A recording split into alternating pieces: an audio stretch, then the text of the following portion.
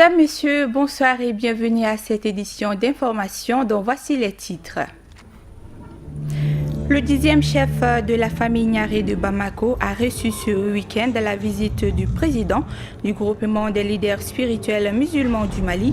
Tata Touré nous fera le point de cette rencontre dans cette édition.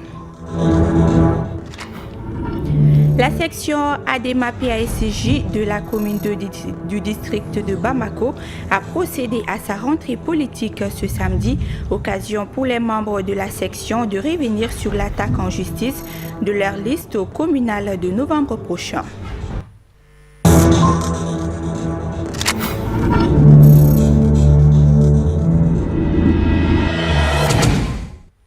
Le président du groupement des leaders spirituels musulmans du Mali a rendu ce samedi une visite de courtoisie au nouveau chef coutumier de Niaré, Dramane Niaré.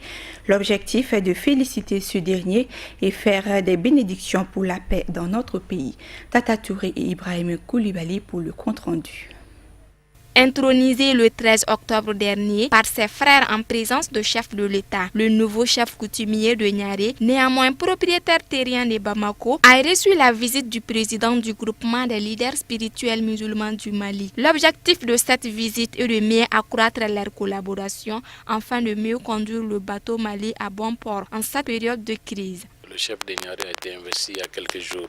Donc Aïdara et les membres de la communauté soufie, le groupe des leaders spirituels musulmans du Mali, on n'avait pas eu l'occasion de participer à l'investiture du chef de Niaré.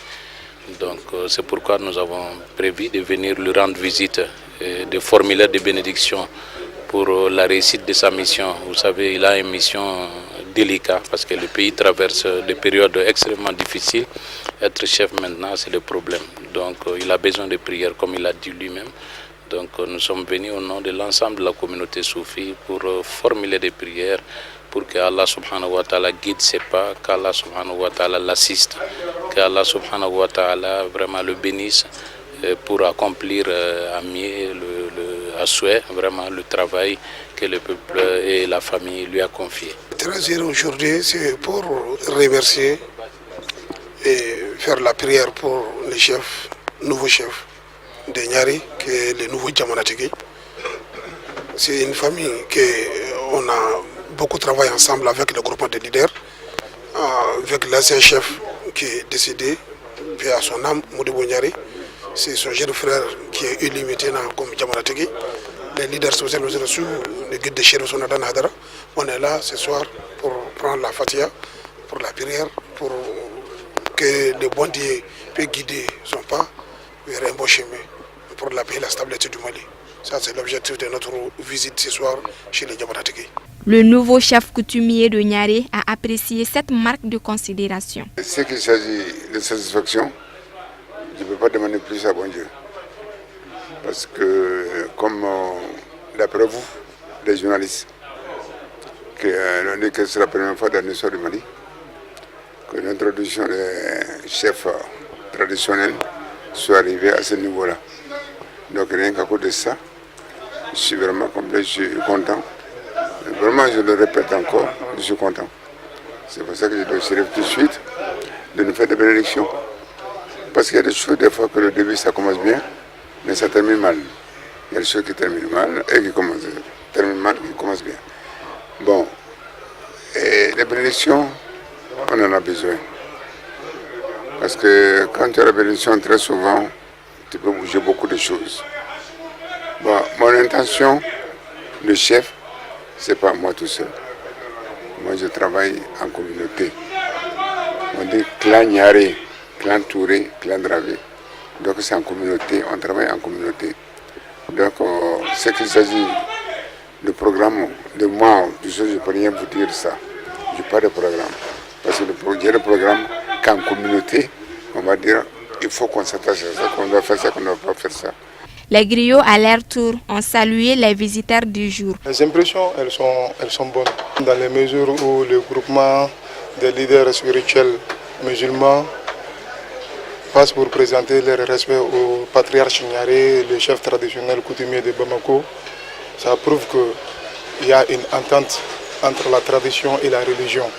Ça prouve qu'ils sont à collaboration étroite et ils ont une considération vis-à-vis de nos valeurs sociétales. Seydi Cherif Ousmane Madane Aïdara a remis une somme symbolique. Des prières ont été faites pour la paix, la sécurité et le développement pour la ville de Bamako et notre pays, le Mali. La ilaha illa anta alayka tawakkalna wa anta hasbuna ni'mal mawla ni'man nasir ghufranaka rabbana wa ilaykal masir inna allaha wa malaikatahu yusalluna ala nabi ya ayyuhallazina amanu sallu alayhi wa sallimu tasliman salli subhana rabbika rabbil izzati amma yasifun wa salamun ala al mursalin walhamdulillah. Le ministre du Commerce et d'Industrie de notre pays a rencontré ce dimanche les associations de commerçants détaillants de Bamako.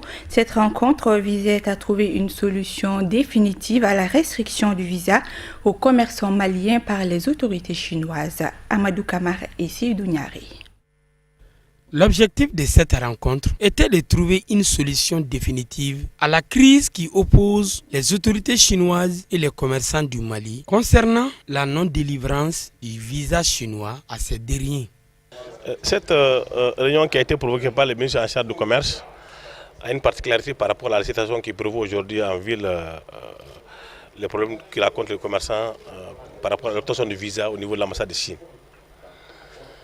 Ce matin, il a jugé nécessaire d'appeler les plupart des acteurs et la chambre de commerce pour qu'on vienne voir dans quelles conditions, dans quelles mesures on peut vraiment proposer pour vraiment atteindre cette situation au niveau de consulat de Chine.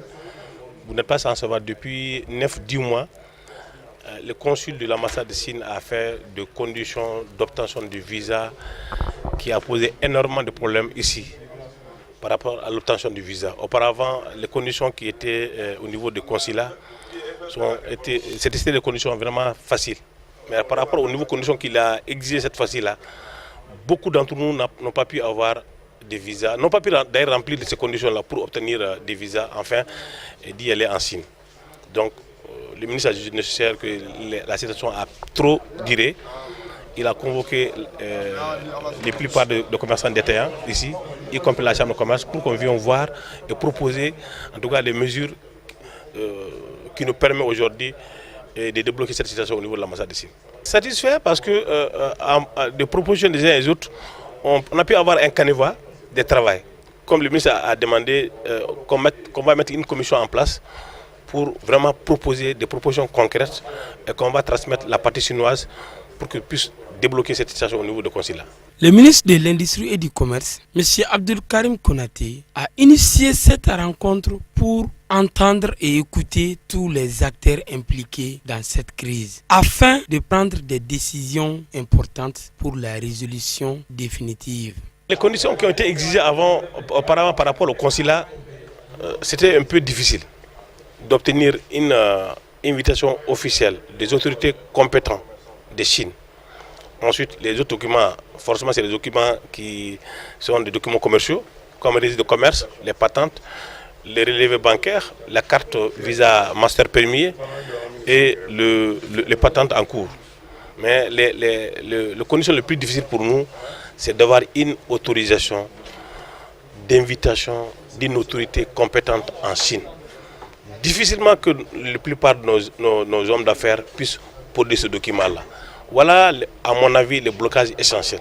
D'ores et déjà, on peut se féliciter de l'initiative du ministre qui aujourd'hui a pris à bras le corps le problème de visa entre les Chinois et les commerçants du Mali pour une solution palliative qui arrangerait sans nul doute les deux parties pour que ce soit un souvenir derrière nous. Rentrée politique ce samedi de la section Adema PASJ de la commune 2 du district de Bamako. Il fut question lors de cette rencontre de l'invalidation par la justice de la liste Adema et de certains partis politiques. Je vous propose une réaction au micro de Seydou Niari. Cette rentrée politique, c'est dans le cadre de l'animation du parti. C'est prévu par nos statuts règlements. Donc chaque année, en principe, on doit montrer notre force. C'est avec ça qu'on redynamise le parti et surtout qu'il y a eu longtemps, le parti était en stand-by Et donc comme vous l'avez si bien suivi dans la salle, avec de nouveaux adhérents, il était bon pour nous d'anticiper cette rentrée politique et pour que ça soit cadré aussi avec les élections communales. Voilà l'objectif de cette rentrée politique. Depuis plus de 6 mois, nous avons eu une forte adhésion des anciens camarades qui étaient partis, qui étaient au niveau de la CODEM. Il s'agit, le plus connu, c'est le camarade Sekou Diakité, qui a été deuxième vice-président du parti et qui a été secrétaire général de la section de la commune 2. Donc avec 2 conseillers, dont le conseiller le maire de Bagadadji et le conseiller le maire de Medina Koura. Donc avec plus de 500 adhérents, ça c'est ceux qui sont venus au niveau de la CODEM. Mais en dehors d'eux, il y a des adhésions des personnes qui ont quitté le MPR, l'UDD et le PIDS pour nous rejoindre ce soir.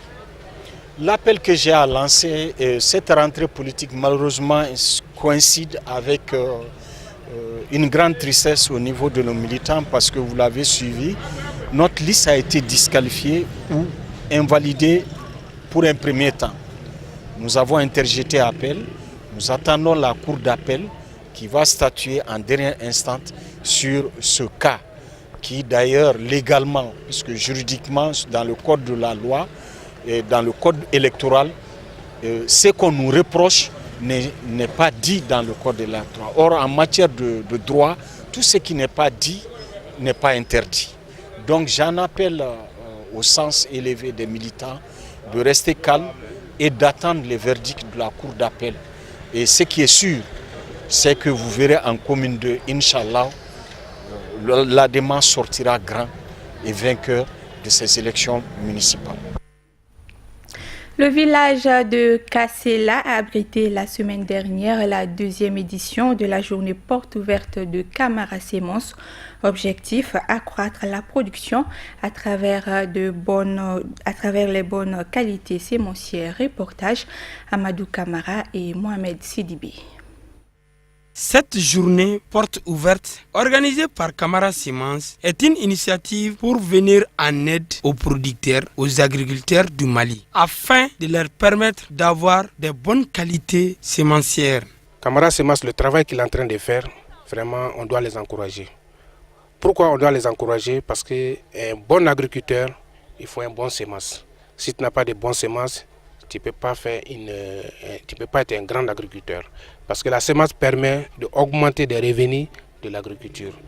Parce que les revenus, quand il y a 2 tonnes par hectare ou 3 tonnes par hectare, quand il y a une très bonne semence, ça permet d'avoir au moins entre 5 tonnes à 8 tonnes par hectare. Ça, quelqu'un qui fait ce travail, et surtout le prix qu'il a eu aujourd'hui, qu'il a été le meilleur semencier du Mali, vraiment ça c'est quelque chose à encourager. Mais les services techniques aussi, le travail qu'il est en train de faire, il faut toujours le suivre. Parce que quand le service technique les suit, ça nous arrange encore plus. Parce que pourquoi ça nous arrange? Parce que nous les agriculteurs, nous on a besoin d'une très bonne semence et pour que tout le monde soit satisfait. Parce que l'État a fait déjà son travail. Quand l'État fait son travail, nous les paysans aussi, nous on doit montrer à l'État le dépense que tu as fait sur nous. Nous on est capable de vous prouver qu'on est vraiment des bons agriculteurs. Là c'est pour travailler aussi sur le champ. Et ce qui va nous manquer, c'est des bonnes semences. On a déjà aussi quelqu'un qui nous produit de très bonnes semences. Vraiment, on les remercie. Cette 2e édition qui s'est tenue à Kassela a été l'occasion pour la délégation composée du directeur national de l'agriculture, du directeur régional, ainsi que les acteurs impliqués dans ce domaine tant important pour nos autorités. Nous sommes là ici dans le cadre d'une visite de parcelles, de différentes parcelles de production de riz, de maïs, etc.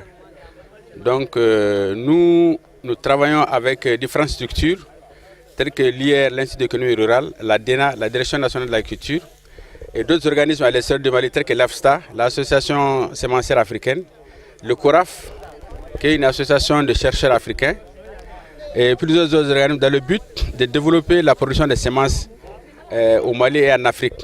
et d'introduire de nouvelles variétés qui s'adaptent très bien à nos sols et à nos climats.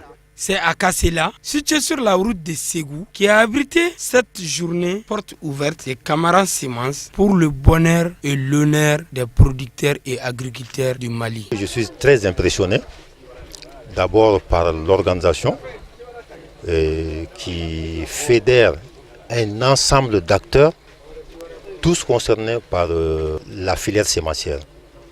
Il y a les producteurs, il y a la recherche, il y a les agrodealers, il y a l'ASEMA, l'association sémencière du Mali, il y a tout le service de vulgarisation. Et franchement, réussir à mettre tous ces gens ensemble dans des parcelles de semences que nous avons du coup bien appréciées, moi je crois que c'est une bonne chose qu'il faut encourager. Il faut rappeler que ces journées sont organisées à l'intention des agriculteurs du Mali pour une meilleure implication de ceux-ci pour l'atteinte des objectifs visés par les autorités en termes d'autosuffisance alimentaire dans notre pays. Voyons à présent l'essentiel de l'actualité hors de nos frontières, en bref et en images, une compilation de Marietou Diallo.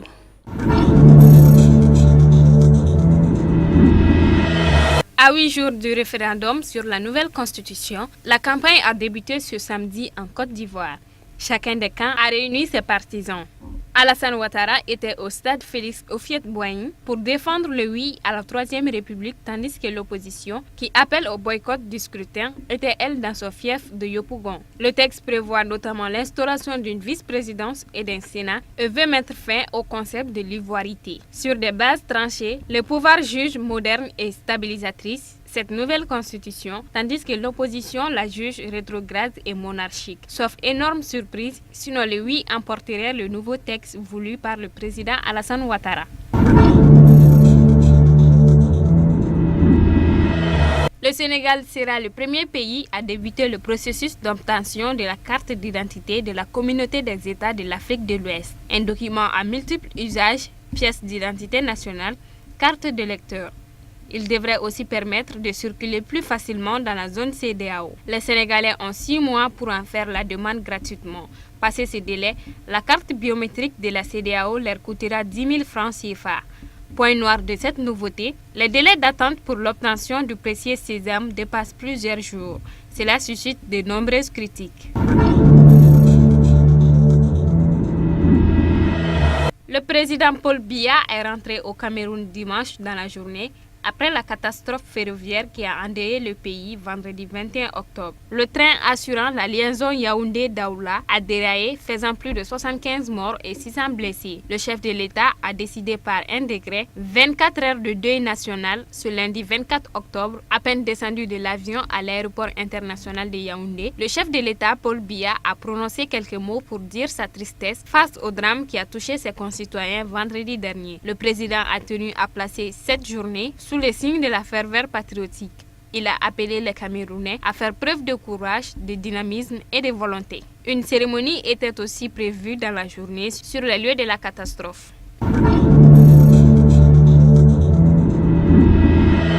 En Afrique du Sud, la guerre est déclarée au sein du Congrès national africain. Le chef du groupe parlementaire ANC a appelé ce dimanche à la démission de l'ensemble du comité exécutif du parti ainsi qu'au départ de Jacob Zuma. Cette prise de position survient dans une période extrêmement mouvementée politiquement. D'un côté, le ministre des Finances est poursuivi pour fraude, mais beaucoup voient derrière cette affaire la main de l'exécutif pressé de prendre le contrôle des finances publiques. De l'autre, le dernier rapport de l'ex-médiatrice de la République est l'objet d'un recours en justice du président Jacob Zuma qui veut en bloquer la publication. De nouvelles révélations viennent d'ailleurs appuyer ces soupçons. La presse dominicale sud-africaine a relayé le témoignage supposé du vice-ministre des Finances cité dans l'enquête non publiée de l'ex-médiatrice de la République.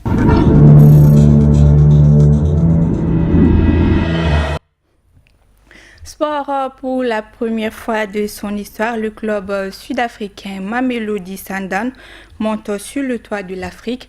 Les Sud-Africains qui ont défait le légendaire Zamalek d'Égypte sont d'office qualifiés pour la Coupe du monde des clubs. Commentaire Issouf Koulibaly. Un coup de chance qui se transforme en coup de maître. Voici ainsi résumé l'histoire des Mamelodi Sundowns dans cette édition de la Ligue africaine des champions. Éliminé juste avant la phase de poule de la compétition, avant d'être finalement repêché après l'exclusion des Congolais de Vita Club, coupable d'avoir aligné un joueur suspendu, le parcours du club sud-africain s'est écrit de succès en succès. Vainqueur par 3-0 chez eux à Pretoria, lors de la finale aller, les Sud-Africains avaient fait l'essentiel.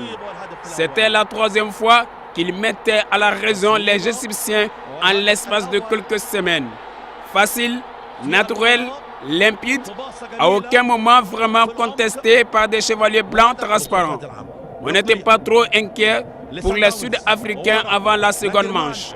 Pour cette deuxième finale, il fallait attendre 8 longues minutes de temps additionnel pour voir les deux équipes en terminer avec la première période.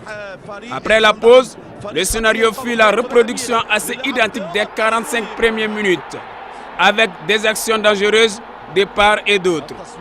Finalement, c'est le Nigérien Aouchi qui fut l'unique buteur de la seconde manche à la 65e minute, aux grandes dames des 80 000 spectateurs présents au Parc El Arab Stadium d'Alexandrie qui espéraient plus de leurs Amalek. 21 ans après ceux d'Orlando Pirates, même le licence permet aux Sud-Africains de dominer le sommet du football africain. Cerise sur les gâteaux, ils iront au mois de décembre au Japon disputer la Coupe du Monde des clubs. Ce qui est certain, c'est que le nom de Mamelodi Sundowns est entré à jamais dans l'histoire de la Ligue des Champions. C'est la première fois qu'un club condamné 2 fois à la disparition ressuscite avant d'être sacré roi d'Afrique. Voilà la fin de cette édition. Merci de votre fidélité. Excellente suite de programme.